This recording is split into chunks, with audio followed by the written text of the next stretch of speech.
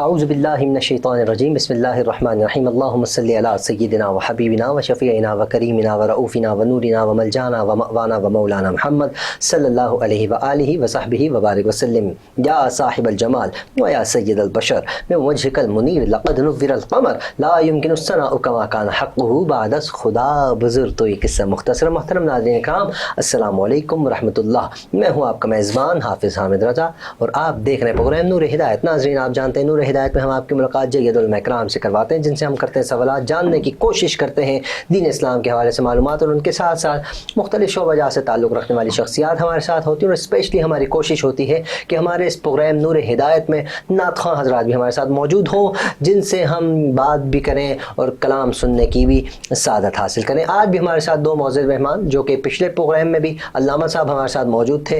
آج بھی ہم نے گزارش کی، ریکویسٹ کی کہ حضرت مہربانی فرمائے تشریف لائیں کیونکہ آپ کو لوگ پسند کرتے ہیں. آپ کا انداز ہی بڑا میٹھا ہے، پیارا ہے، حسین سا ہے، ہر کوئی آپ کے انداز کو لائک کرتا ہے مجھ سمیت. تو آج بھی علامہ صاحب نے شفقت فرمائی، محبت فرمائی، تشریف لائے. میری مراد محترم المقام جناب حضرت علامہ مولانا مفتی امتیاز علیمی صاحب دامت برکاتہم العالیہ. آئیے آپ کی ملاقات کرواتے ہیں. السلام علیکم حضرت. وعلیکم السلام. کیسے مزاجی خیریت سے ہیں؟ الحمدللہ اللہ کا کرم. بہت بہت شکریہ آپ کی تشریف آوری کا. اچھا ناظرین میں آپ کو بتاتا چلوں، بہت سے لوگ کہتے ہیں اتنا تیز بولتے ہو. میں نے کہا 20 منٹ تو ہوتے ہیں، 20 منٹ میں انٹرو بھی دینا ہے، علماء کرام کا تعارف بھی کروانا ہے، نعت خواں سے نعت بھی سننی ہے، گفتگو بھی کرنی ہے. زیادہ ٹائم عالم دین کو دے، اس لیے میں جلدی جلدی بولتا ہوں تاکہ علامہ صاحب کو غور سے سنیں. آج ہمارے ساتھ علامہ صاحب کے ساتھ ایک اچھا پڑھنے والی سینئر ثنا خاں جن کی میں کیا تعریف کروں. جب آپ انشاءاللہ ان کا کلام سنیں گے آپ خود کہیں گے واہ سبحان اللہ. میری مراد محترمہ سیدہ نظامی صاحبہ ہمارے ساتھ موجود ہیں. آئیے ان سے بھی آپ کی ملاقات کرواتے ہیں. السلام علیکم جی. وعلیکم السلام. کیسے مزاج خیریت سے ہیں جی؟ اللہ کا شکر. بہت بہت شکریہ، آپ اپنی قیمتی وقت میں سے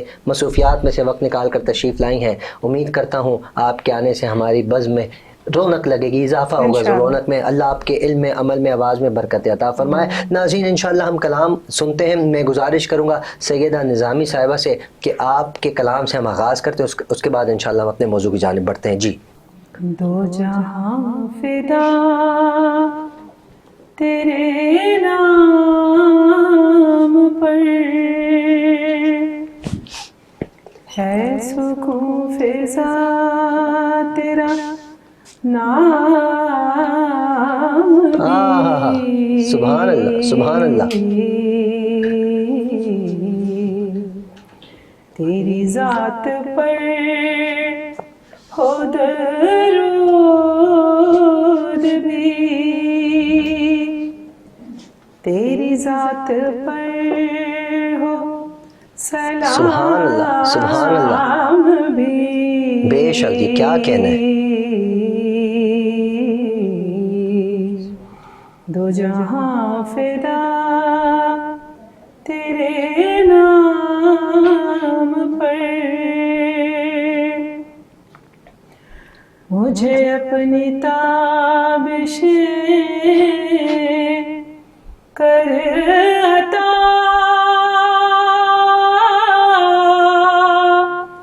تو ہے میرا ماہ تمام بھی.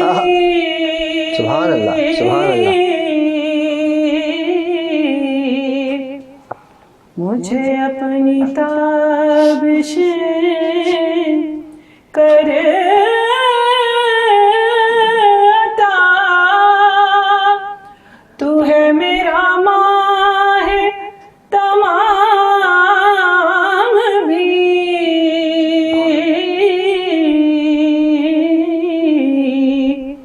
ہے بجھی بجھی میری صبح بھی، ہے لٹی لٹی میری شام بھی. کیا خوبصورت انداز، ماشاء اللہ. تیری ذات پر ہو درود بھی، تیری ذات پر ہو سلام بھی.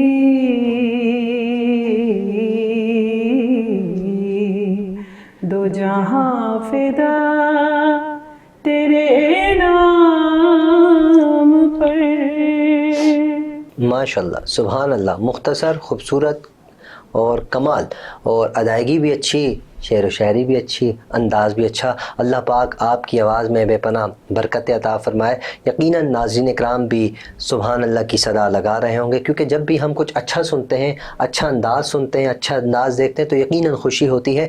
नाज़रीन, इनके लिए भी दुआ कीजिएगा, और हर सनाख़ा जो हुज़ूर की सना करने की सआदत हासिल करता है, करती है, उन सब के लिए दुआ कीजिए। अल्लाह पाक सब की आवाज़ में बेपनाह बरकत अता फ़रमाए। अल्लामा साहब मौजूद हैं। आज का हमारा मौजू नाज़रीन आपको बताते चलें। आज का हमारा मौजू मुसलमानों का इस वक्त जो एक सिलसिला है, मुसलमान दिन ब दिन ज़वाल का शिकार हैं। इसकी वजह क्या है? क्या इसकी वजह मुसलमान ख़ुद हैं या कोई और क़ुव्वतें हैं जो मुसलमानों को नीचा दिखाने की कोशिश कर रहे हैं या मुसलमानों को दबाने की? ये मुसलमान कभी दबता नहीं है, दब के हमेशा ये मुसलमान खड़ा होता है और छा जाता है। पूरी दुनिया में हर दौर में मुसलमान छाए रहे हैं, चाहे वो कोई गेम की एक्टिविटीज़ हो, चाहे वो जंग का मामला हो, चाहे वो मैं कहता हूँ स्पीच का मामला हो, किसी भी हवाले से, चाहे वो छोटा एक सिलसिला, छोटी एक्टिविटीज़ हो, बड़ी एक्टिविटीज़ हो, हर जगह पर आपको मुसलमान ही मुसलमान हमेशा नज़र आएंगे। लेकिन पिछले कुछ अरसा दराज से मुसलमानों को दबाने की कोशिश की जा रही है, मुसलमानों ही के हाथों। इसकी वजह क्या है? अल्लामा साहब हमारे साथ मौजूद है। अल्लामा साहब, मैं जानना चाहूँगा,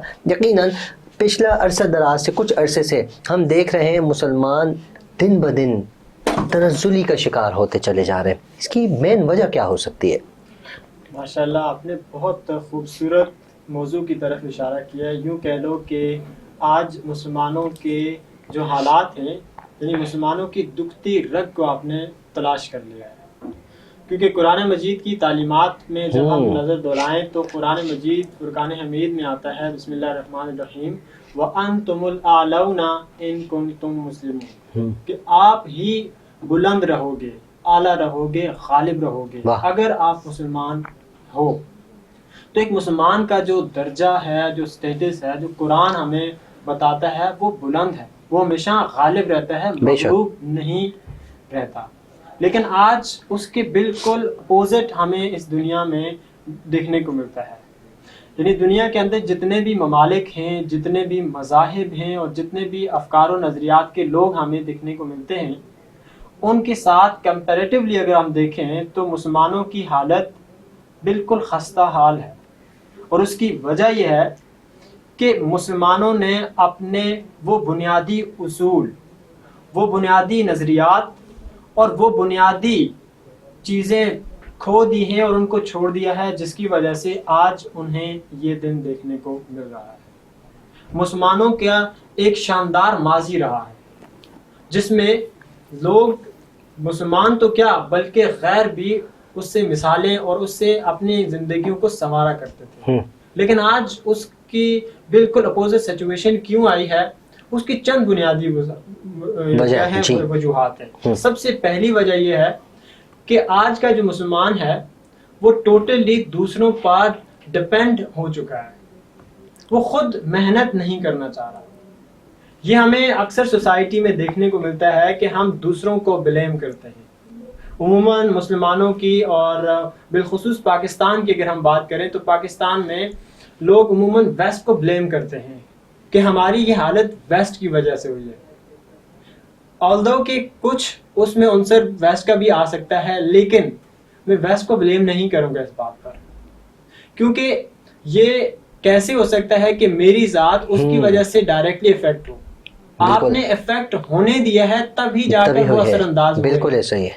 आपके अंदर कोई ना कोई चीज ऐसी मिसिंग थी, कोई ऐसे लेपिंग होल थी जिसकी वजह से वो आप पर असरअंदाज हुआ, वरना आप क्यों उन पर असरअंदाज नहीं हुए? क्या बात है। यही दावा जो आप कर रहे हैं कि वेस्ट की वजह से आप मुतासर हो रहे हैं, वेस्ट ये क्यों नहीं कह रहा कि मुसलमानों की वजह से हम असरअंदाज हो रहे हैं?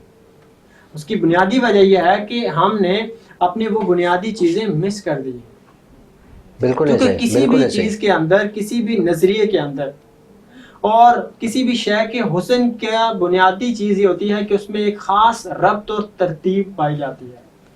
जैसे थोड़ी देर पहले हमारी बहन ने ये नात पढ़ी, तो ये नात के अल्फाज हमें इसलिए अच्छे लग रहे थे कि उन्होंने एक खास तरतीब, शायर ने लिखते हुए खास तरतीब को अपनाया था اور پڑھنے والے نے اس خاص ترتیب کے ساتھ ہمارے سامنے پیش کیا, بالکل, تبھی جا کر ان دونوں کے رب سے ہمیں ایک سکون ملا اور ایک تخیل ہمارے ذہن میں جنم لیا. بالکل ویسے ہی اس دنیا کے اندر اگر کامیابی چاہیے تو وہ اصول جو ہمیں قرآن نے دیے, وہ اصول جو ہمیں حدیث نبویہ میں ملتی ہیں, اور وہ اصول جو ہمیں فطرت دیتی ہے, ہمیں ان کو فالو کرنا ہوگا.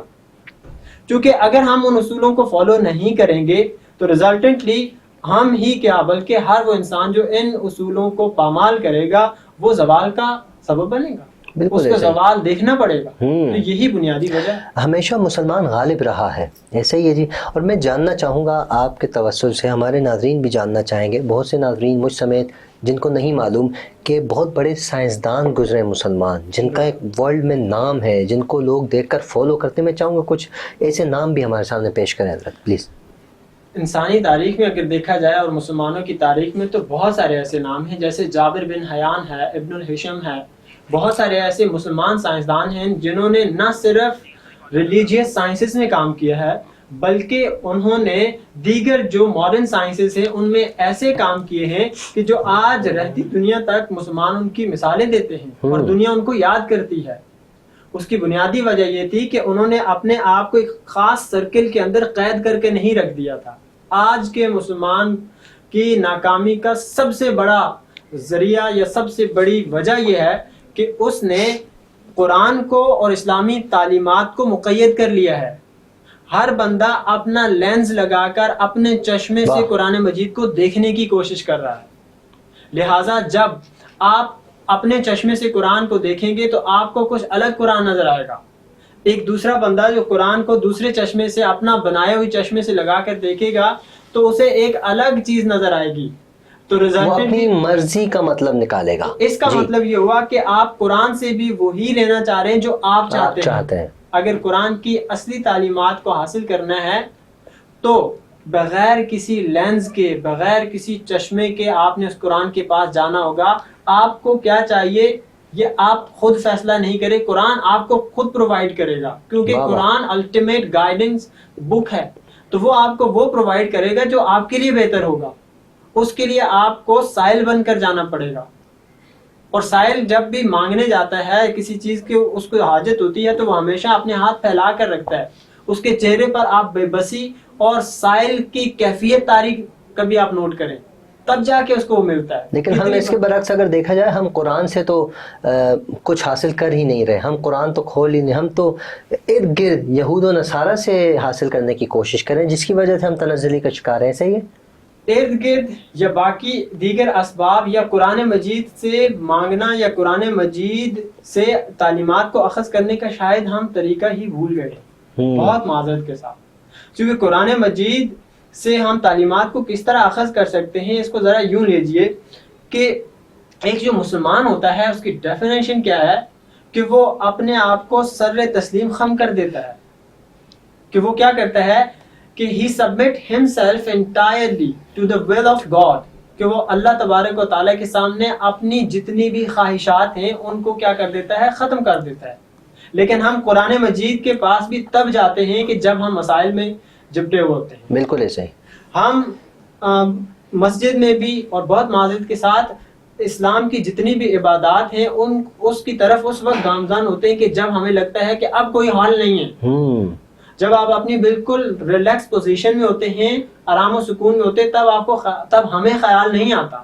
ہمیں یہ بھی اسی وقت یاد آتا ہے کہ جب ہمارے سر پہ آنکھ کھڑی ہوتی ہے. تو شاید ہم قرآن مجید کو بھول چکے ہیں. ہم نے محض قرآن مجید کو مرنے کے بعد پڑھنے والی کتاب بنا لیا ہے, حالانکہ یہ زندہ لوگوں کے لیے ایک زندہ کتاب تھی, اور ہم نے اس کو ایک مردہ رسم کے طور پر ادائیگی کے لیے رکھ دیا. یا پھر نکاح کے وقت بچی جب گھر سے رخصت ہوتی ہے تو اس کے سر پہ رکھ دیتے ہیں, وہ بھی بند کر کے.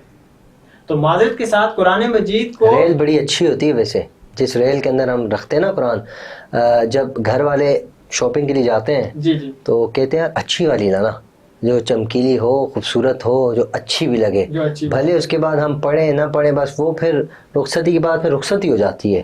اگر ہم نے برکت حاصل کرنی ہے, اپنے اوپر رحمت کا سلسلہ جاری رکھنا ہے, تو ہمیں قرآن کے دامن کو پکڑنا ہوگا. اگر ہمیں قرآن سمجھ نہیں آ رہا، ظاہر سی بات ہے بہت سے لوگوں کو نہیں سمجھ آتا کہ قرآن ہم سے کیا تقاضا کر رہا ہے، تو پھر ہمیں کیا کرنا ہے؟ العلماء ورثۃ الانبیاء کا تاج پہنے علماء اکرام جو ہمارے ارد گرد ہیں، ہر جگہ آپ کو ملتے ہیں. کسی حق عالم دین جو سچ بولنے والا عالم دین ہو، اس کے پاس ہمیں بیٹھنا ہوگا، تبھی ہم راہ راست پر آئیں گے. بالکل. اور اس فرمائیں میں گے ایک اور چیز ایڈ کروں گا کہ دیکھیں بہت سارے لوگوں کا یہ کہنا ہوتا ہے کہ قرآن مجید چونکہ عربی زبان میں نازل ہوا ہے اور ہم غیر عرب ہیں، یعنی ہم عجمی ہیں، تو عربی زبان تو ہمیں سمجھ ہی نہیں آتی ہے، تو یہ کہہ کر وہ اپنی جان چھڑا دیتے ہیں. تو یاد رکھیے قرآن کی جو زبان ہے اس کی وجہ سے آپ یہ نہیں کہہ سکتے کہ ہم اسلامی تعلیمات اور قرآن سے ہم اپنی جان چھڑا دیں، بلکہ قرآن کو سمجھنے کے لیے آپ کا کردار اور آپ کی ضرورت ویسی ہونی چاہیے. قرآن کے پاس آپ نے ویسے بن کر جانا ہوگا. کیا آج بھی اس دور میں کئی لوگ ایسے نہیں ہیں، دور دیہات میں آپ چلے جائیں جن کو قرآن پڑھنا بھی نہیں آتا؟ بالکل ایسا ہی ہے، بہت سے لوگ ہیں. لیکن اگر آپ ان کے ساتھ رہ کر دیکھیں تو ان کی زندگی قرآن کے مطابق ہوتی ہے. بالکل. کیسے ان کی زندگی قرآن کے مطابق ہے؟ ان کو تو سمجھ بھی نہیں آ رہا، انہوں نے تو کبھی پڑھا بھی نہیں ہے، لیکن ان کی زندگی قرآن کے مطابق کیوں ہے؟ کیونکہ قرآن صرف پڑھنے کے لیے نہیں ہے، قرآن ہدایت کے لیے ہے. اس طرح آپ نے زندگی گزارنی ہے، یہ اس کا کور پرپز ہے اس کی ریولیشن کا. تو لہٰذا قرآن مجید کے پاس آپ جائیں گے تو وہ ایٹیٹیوڈ آپ کا ہونا چاہیے جس سے وہ برتن جس میں بارش برسے گی، اگر برتن ہی الٹا ہوگا تو اس میں کبھی بھی رحمت نہیں برسے گی. شاید ہمارا برتن ہی الٹا ہوتا ہے اور پھر کہتے ہیں کہ قرآن سمجھ نہیں آتا. تو برتن سیدھا کیسے کریں گے؟ برتن سیدھا کرنے کے لیے وہ قرآن مجید ہے جس کو آپ نے اپنی خواہشات کو خود مجھے کیا چاہیے یہ مارنا ہوگا، میں مارنی ہوگی، اپنی انا کو ختم کر کے جانا ہوگا، اور تب جا کر قرآن مجید آپ کو سمجھ آئے گا. اور اسی کو مسلمان کی ڈیفینیشن میں کہا گیا کہ سر تسلیم خم کرنا. کیا بات، تو تب جا کے شاید ہمیں قرآن مطلب ہماری بات قرآن سے شروع ہو، قرآن ہی پر ختم ہو، کیونکہ قرآن سمندر ہے، اس کے اندر اللہ رب العزت نے ہر شے ہمیں عطا فرمائی ہے. اگر ہم قرآن پڑھیں گے تو یقیناً ہمیں ہر شے ملے گی، جو ہم چاہیں گے اللہ وہ ہمیں عطا فرمائے گا. اس کے ساتھ ساتھ علماء کا دامن بھی ہمیں تھامنا ہوگا. نور ہدایت پروگرام کرنے کا مقصد بھی یہی ہے. ناظرین اکرام، پروگرام کا وقت اختتام کی جانب ہے. انشاءاللہ سیدہ نظامی صاحبہ کلام پیش کریں گی. میں علامہ صاحب آپ سے دوبارہ سے آپ کا شکریہ ادا کرتا ہوں، آپ کی تشریف آوری کو امید کرتا ہوں آپ آئندہ بھی تشریف لائیں گے. آپ ظاہر سی بات ہے انداز آپ کا بڑا کمال کہ اللہ پاک آپ کے علم عمل میں بے پناہ برکت عطا فرمائے. ناظرین، پروگرام کا وقت اختتام کی جانب ہے. آپ سب سے گزارش ہے اپنا، اپنے اہل و عیال، اپنے پڑوسی، اپنے رشتہ دار سب کا خیال رکھیے. ہم سب کو اپنی دعاؤں میں یاد رکھیے. میں گزارش کروں گا سیدہ نظامی صاحبہ سے اپنی خوبصورت انداز میں نعت شریف پیش کرنے کی سعادت حاصل فرمائیں. السلام علیکم ورحمۃ اللہ. جی. سینائے ہستی روشن روشن، سینائے ہستی روشن روشن، سارا جہاں ہے جگمگ جگمگ، ماہ مدینہ تیری ضیاء سے، ماہ مدینہ تیری ضیاء سے، کعبہ جاں ہے جگمگ جگمگ، سینہ ہستی. کیا بات ہے جی. دل کا مدینہ رخشندہ ہے، دل کا مدینہ رخشندہ ہے، کعبہ جاں ہے جگمگ جگمگ. ہم نے اب یہ جان لیا ہے، ہم نے اب یہ جان لیا ہے، کون کہاں ہے جگمگ جگمگ، سینہ ہستی. سبحان اللہ. روشن روشن سینائے ہستی، روشن روشن سارا جہاں ہے، جگ